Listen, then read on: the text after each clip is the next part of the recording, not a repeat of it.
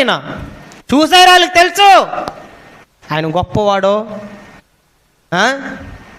ఆయన ఏ స్థితిలో ఉన్నవాడో, ఎలాంటి వాడో, చనిపోయిన వాళ్ళు లేవనెత్తినవాడో, ఆ రోగులు స్వస్థపరిచినవాడో, రక్తస్రావంతో పడిన స్త్రీలు లేవనెత్తినవాడో, ఎలాంటి దేవుడు ఆయన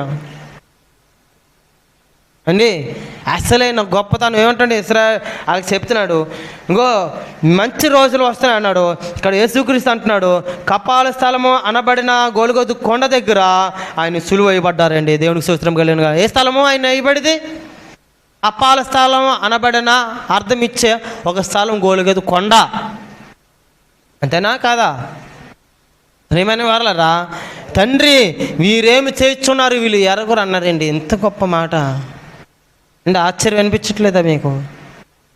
పిలాతు విడిపించడానికి చూస్తున్నాడు, పిలాతు ఆశ్చర్యపడిపోతున్నాడు. ఇంకా నీతిమంతుడు జోలికి వెళ్ళొద్దని తను పిలాతు భార్య కౌరు పంపడం ఏంటండి? ఈయన దేవుడు కాకపోతే, దేవుడు తనకి శరీరం కావాలి కనుక, తన శరీరమును ధరించుకో ఉండాలి కనుక, ఒక తల్లి గర్భంలో పడి రావాలి కనుక మనిషిగా పుట్టి ఏం చేశాడు? మనిషిగా జీవించి, మనుషుడు ఎంత నీతిగా జీవించాలో చూపించాడండి. ఆ నీతిమంతుడు రక్తము లోక పాపమును మోసుకెళ్ళిపోతున్న దేవుని గొర్రెపిల్ల అని పిలవబడ్డాడు ఆయన. దేవునికి స్తోత్రం కలిగిన గాక. ప్రేమైన వారారా, ఆయన ఎవరో? ప్రేమైన వారారా, మహాదేవుడు, మన రక్షకుడు. యూదులు ఆ 3వ వచనం అంటాడు చూడండి, యూదులు రాజువు అని నువ్వు అనుకొనిచున్నావా అని అప్పుడు అంటున్నాడు 3వ వచనంలోను. 3వ వచనంలో పిలాతు నీవు యూదులు రాజువా అని ఆయనను అడగగా ఆయన నువ్వన్నట్టే అని అతనితో చెప్పాను. దేవుని స్తోత్రం కలిగిన గాక. ఏంటి ఎవరు ఈ రాజు? ఈ రాజు మామూలు రాజు కాదండి. ఈ రాజు ఎలాంటి రాజు తెలుసా? సైన్యములకు అధిపతి అయిన రాజు. ఈ రాజు ఈ లోకంలో ఉన్న రాజులు అనేక మంది ఉన్నారు. తలలకు కావాలి ఆజ్ఞాపిస్తే కాళ్ళు చేతులు నరుకుతారండి. ఈ రాజు ఏం చేస్తాడు తెలుసా? నీ కొరకు ప్రాణం పెట్టిన రాజు. దేవునికి స్తోత్రం కలిగిన గాక. ఈ రాజు ఎవరు? ఈ రాజు ఎవరండి? ఈ రాజు మామూలు వాడుగా సైన్యములకు అధిపతి అయిన యెహోవా. దేవునికి స్తోత్రం కలిగిన గాక. ఏంటి ఏ రాజుని నమ్ముకున్నావు నువ్వు? ఈ లోక రాజులను నమ్ముకుంటే తలలు నరుకుతారు. ఈ లోక రాజులను నమ్ముకుంటే నీ పాపాలు లెక్కించి వెంటనే శిక్ష విధిస్తారు. కానీ ఈ రాజు నీ పాపం కొరకు ప్రాణం పెట్టడానికి వచ్చున్నాడు. దేవునికి స్తోత్రం కలిగిన గాక. ఏ రాజు పెడతాడండి భూమి పైన? ఏ అధికారి పెడతాడండి? ఏ సీఎం పెడతాడండి? ఏ ఎమ్మెల్యే పెడతాడు? ఎవరు పెడతారు? ఎవరు పెడతారమ్మా అమ్మాయి? ఎవరు పెడతారు? నీ కోసం ప్రాణం పెట్టే రాజు ఉన్నాడంటే ఈయనే. దేవునికి స్తోత్రం కలిగిన గాక. సైన్యులకు అధిపతి అయిన ఈ రాజు మామూలు రాజు కాదు అండి. ఎలాంటి రాజు అండి ఈయన అండి? ఆ కిందకి అంటున్నాడు చూడండి, అక్కడ ఏమంటాడు కిందకి 35వ వచనంలోను ప్రజలని చూడాల. 35వ వచనం, ప్రజలు నిలవబడి చూచుండిరి అధికారములను వీడు ఇతరులను రక్షించాను. వీడు అంటే ఇతరులను రక్షించాను. దేవుడు ఏర్పరచుకున్న క్రీస్తు ఆయన వేడల తాను రక్షించుకోనని అపహాసించాడు. వీడి ఇతరులను రక్షించాడు. కరెస్టే ఒప్పుకుంటున్నారండి వాళ్ళు. వీడు ఇతరులను రక్షించాడు కానీ వీడిని రక్షించగలేకపోతున్నాడు. ఈ రాజు ఎలాంటి రాజు తెలుసా? ఇతరులు రక్షించడానికి వచ్చాడు. ఈ రాజు రక్షింపబడ్డానికి నువ్వు రక్షింపగలవా రాజుని? ఆ రాజు లేకపోతే భూమి నిలబడగలదా? ఈ రాజు నిలబడిపోతే భూమి నిలబడగలదా? ఈ రాజు రాకపోతే నీ ఊపిరి ఆడగలదా? దేవునికి భయం కలిగిన గాక. ఏంటి ఏ రాజు అండి? ఈ రాజు ఇతరులను రక్షించేవాడు. తను రక్షించుకోవడానికి చాలా సులువు. కానీ ఈ రాజు పరిశుద్ధమైన రక్తము సిందింపబడాలి. దేవునికి మహిమ కలిగిన గాక. ఈ రాజు శరీరం నలగబడాలి. నీ రోగములు స్వస్థపరచాలన్న ఆయన గాయాల చేతనే నీ గాయాలు కట్టబడ్డాయి. దేవునికి స్తోత్రం కలిగిన గాక. ఆయన గాయాల చేతనే, ఆయన రక్తం చేత నీ పాపమును సమ్మింపబడ్డాది. దేవునికి స్తోత్రం కలిగిన గాక. ప్రేమైన వారా, ఏ గాయములు, ఆయన గాయాల చేత నీ రోగములు స్వస్థపరచబడ్డాయి, ఆయన రక్తం చేత నీ పాపములు శమించబడ్డాయి అండి. ఇలాంటి రాజుని నమ్ముకున్న వారు నశించిపోతారా? నశించిపోరు అండి. ఈ రాజుని నమ్ముకున్నవాడు మౌనంగా ఉండాలండి, ఉమ్మేసిన నిశ్శబ్దంగా ఉండాలి. ఏం చేయాలంట? ఉమ్మేసిన నిశ్శబ్దంగా ఉండాలి. దేవునికి మహిమ కలిగిన గాక. యేసు ప్రభు ఒక మాట చెప్తున్నాడండి, ఏమంటాడు చూడండి. 22 48లో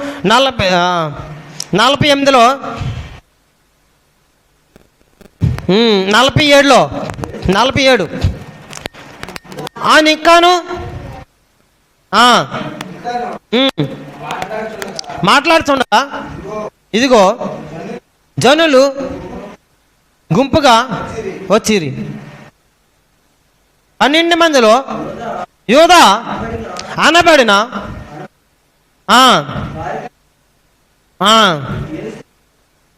యేసును ముద్దు పెట్టుకొనుటకు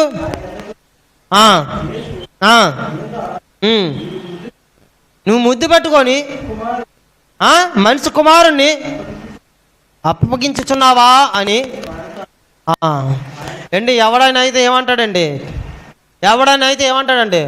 ఒరే దుర్మార్గుడా, నాతో ఉండి నేను అప్పగించుతావా, నన్ను నమ్మేస్తావా అంటాడండి. ఈయన ఎలా అంటాడు? ముద్దు పెట్టుకొని అప్పగించిస్తున్నావా ఓదా అని ఎంత ఎంత చిరునవ్వుతో చెప్తున్నాడండి. ప్రేమైన వారలరా, ఆ తర్వాత వచ్చును ఆయన చుట్టూ ఉన్నవారు అయితే జరగబోవు దానిని చూసి, ప్రభువా కత్తితో నరికిదమా ఆయనని అడిగిరి. అంతలో వారిలో ఒకడు ప్రధాన యాజకుని దోషని కొట్టి వాని కుడిచవి తెగ నరికాను. దేవునికి సూత్రం కలిగిన గాక.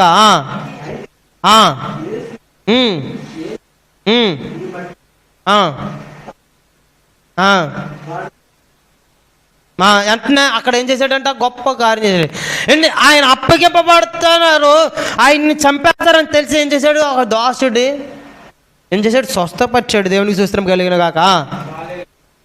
తర్వాత ప్రధాన యాజకులతోనూ దేవాలయం అధిపతులతోనూ పందిపోటు దొంగ మీదకి వచ్చినట్టు కత్తిలతోనూ గుద్దిలతోనూ చూడండి, నువ్వు బందిపోటు దొంగ మీదకి వచ్చినట్టుగా వచ్చావు కదా, దేవాలయం కాడ అనేది నువ్వు వాక్యం చెప్పేటప్పుడు నువ్వు అప్పుడు పట్టుకోలేదేటని అడుగుతున్నాడండి ఆయన. దేవాలయం చుట్టూ నేను వచ్చాను కదా, అక్కడ ఉన్నదప్పుడు నువ్వేం చేయలేదు, ఇప్పుడేమో నా మీదకి బందిపోటు దొంగల మీదకి వచ్చినట్లు కత్తిలతో వస్తారా అని అడుగుతున్నాడండి. సమాధానం ఏం చెప్పగలడండి? ఆయన మాటకి సమాధానం చెప్పడానికి లేదండి. ప్రేమైన వల్ల ఆయన్ని ఎలా ప్రేమించాలో అలా ప్రేమించాడండి. ఎలా ఆదరించాలో అలాగ ఆదరించాడు. డబ్బు లేకపోయినా రాజులు చేశాడండి 12 మందిని ఆయన అండి. రాజులతో ఉన్నవాడు రాజు గనక ఈ రాజు మహారాజులకి రారాజు. దేవునికి సూత్రం కలిగిన గాక. ప్రేమైన వారలారా, ఆ తర్వాత ఏమన్నాడు చూడండి.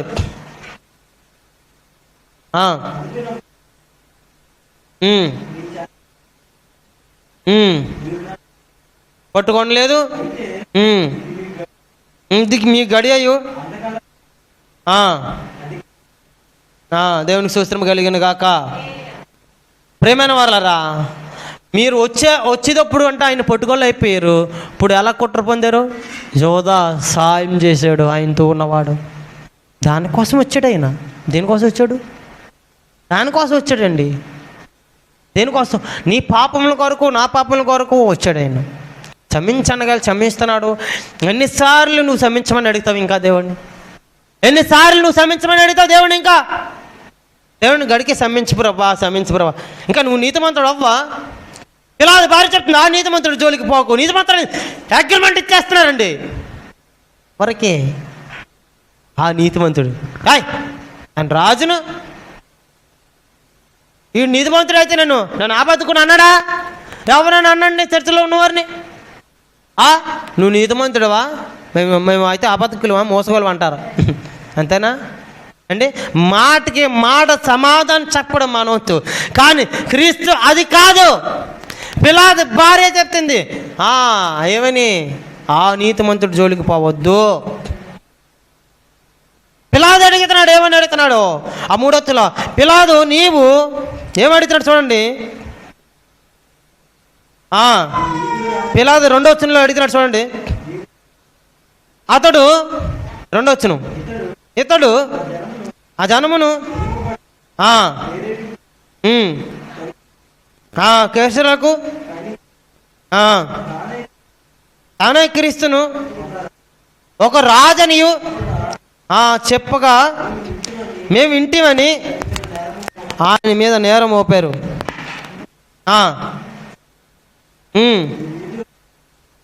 యూదులు రాజుని అడగగా నువ్వు అన్నట్టే అన్నారండి. దేవునికి స్తోత్రం కలిగిన గాక.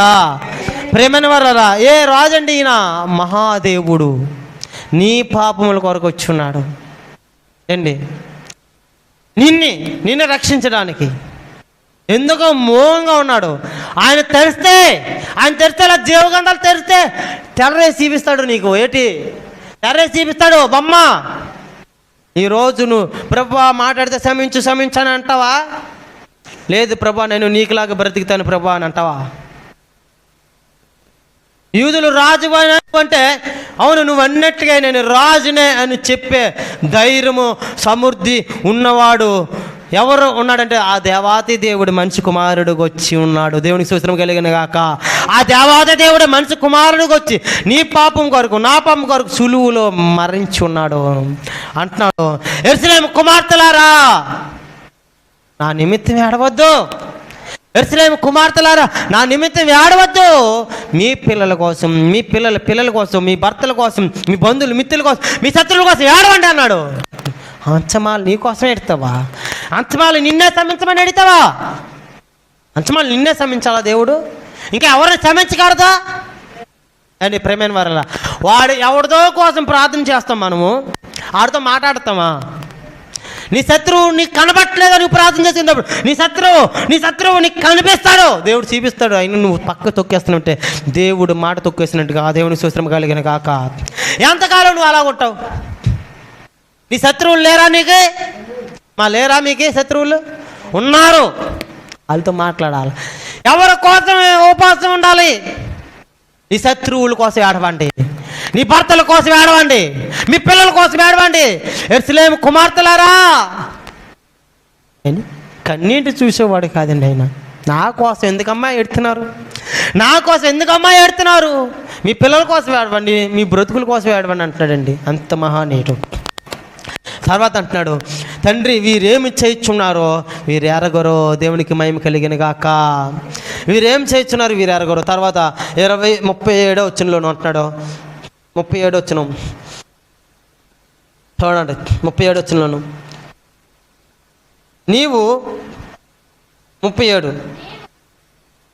నీవు యూదులు రాజు అయితే నిన్ను రక్షించుకోమని ఆయనను అపహాసించిరి. ఇతడు యూదుల రాజు అని పై విలాసము కూడా ఆయనకు పైగా రాయబడాను.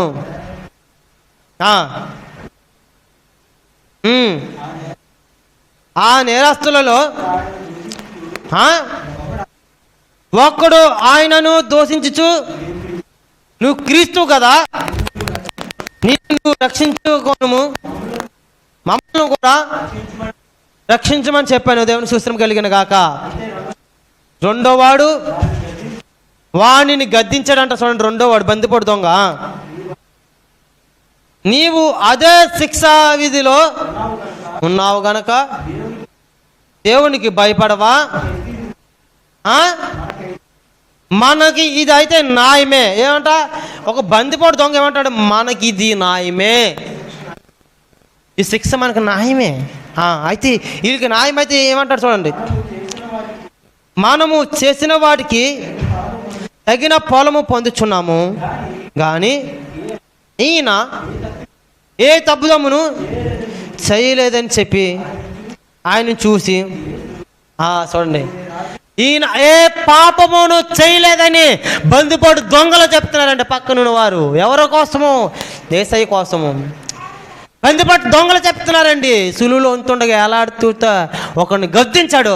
మనకి ఇది న్యాయమే, మనం పాపం చేస్తాము, మనం దోషాలు చేస్తాము, ఇది మనకు న్యాయమే. ఈయనకు న్యాయం కాదు, ఈయన ఏ తప్పు చేయలేదు, ఈయన నీతిమంతుడు, ఈయన యథార్థమంతుడు, నువ్వు దేవుడికి భయపడవని నేను అడుగుతున్నాండి అవతలోడిని. ఎవరో అండి, యేసుక్రీస్తు మధ్యన ఉన్నాడు, బందిపోట్ల దొంగ మధ్యన ఆయనకి సులువేశారు.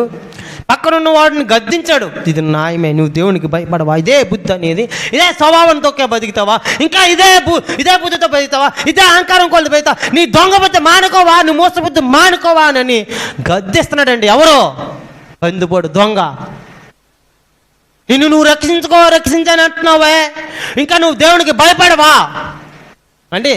ఆయన అనొచ్చు కదా పక్క నుండి, నిన్ను నువ్వు రక్షించుకో, మమ్మల్ని కూడా రక్షించవచ్చు కదా ప్రభా, మనోడు అన్నట్లుగా, మనోడు కూడా అలాగ అంటున్నాడు కదా ప్రభా, ఒక్కసారి జాలి చూపితే మమ్మల్ని కూడా రక్షించా అనొచ్చు కదా. ఎందుకు నువ్వు దేవునికి భయపడవన్నాడు ఆ వ్యక్తిని, ఈ బందిపోటు దొంగ. ఒక బందిపోటు దొంగ ఒక బందిపోటుని నువ్వు దేవునికి భయపడవా, మరలా క్రీస్తుతో మాట్లాడేటప్పుడు గద్దించాడండి. అంటే నువ్వు ప్రార్థన చేసేటప్పుడు, నువ్వు దేవుణ్ణి అడిగేటప్పుడు నీ బుద్ధు నీ శత్రువులకి కనబడరా? ఎవరు కనబడుతున్నారు నీకు?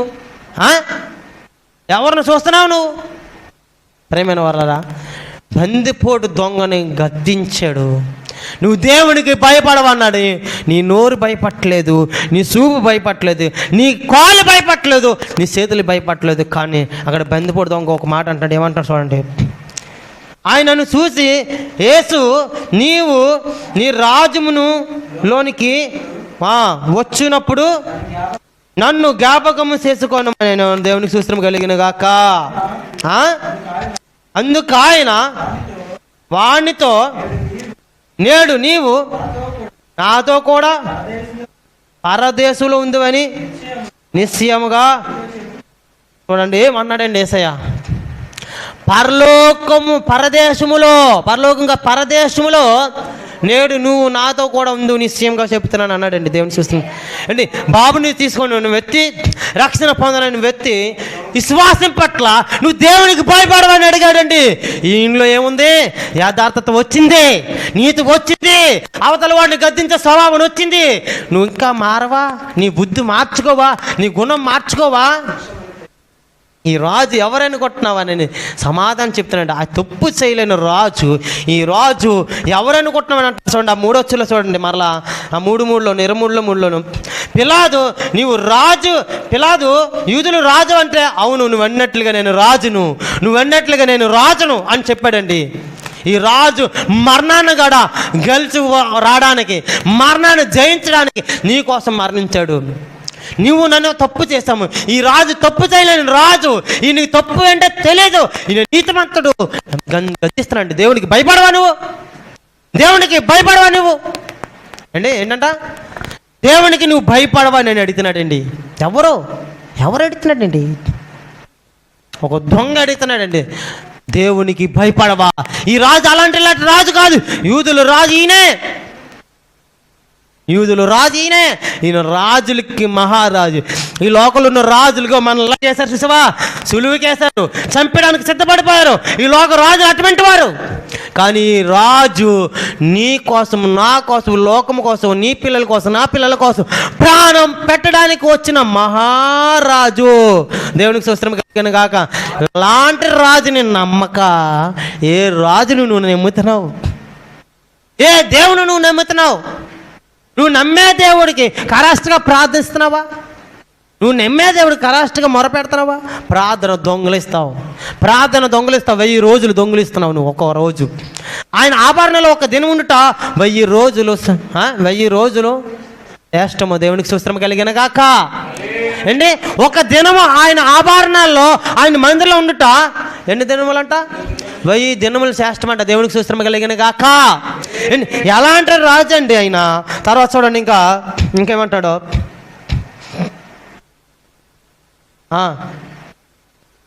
చూడండి ఆ కిందకి ఇంకా. అప్పుడు రమారమి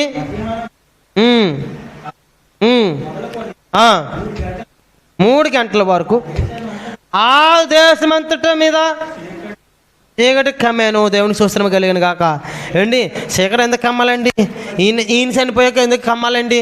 ఈయన ఎందుకు చీకటి కమ్మాలి? సూర్యుడు. ఈ సూర్యుడును తర్వాత సూర్యుడు అదృష్ట అయ్యాను.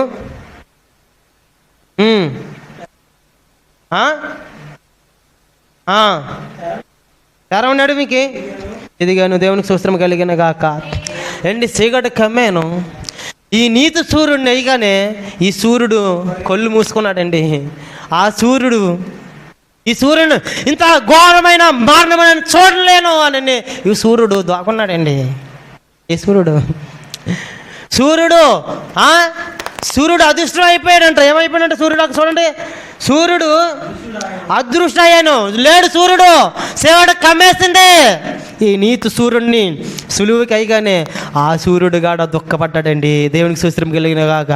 మనలో దుఃఖం రాదు, మనలో ఓర్పు రాదు. యెరూషలేము కుమార్తెలారా ఏడవద్దు, నా కోసం ఏడవద్దు మానే అన్నాడండి. యెరూషలేము కుమార్తెలారా ఏడవద్దు అన్నాడండి. వీరేమి చేస్తున్నారు ప్రభువా, వీరు తండ్రి వీరేం చేస్తున్నారు, ఇది ఎరగరు, వీళ్ళని క్షమించిన అన్నాడండి. ఏ స్థితిలో ఉండి అన్నాడు ఆ మాట. నువ్వు అనగలవా?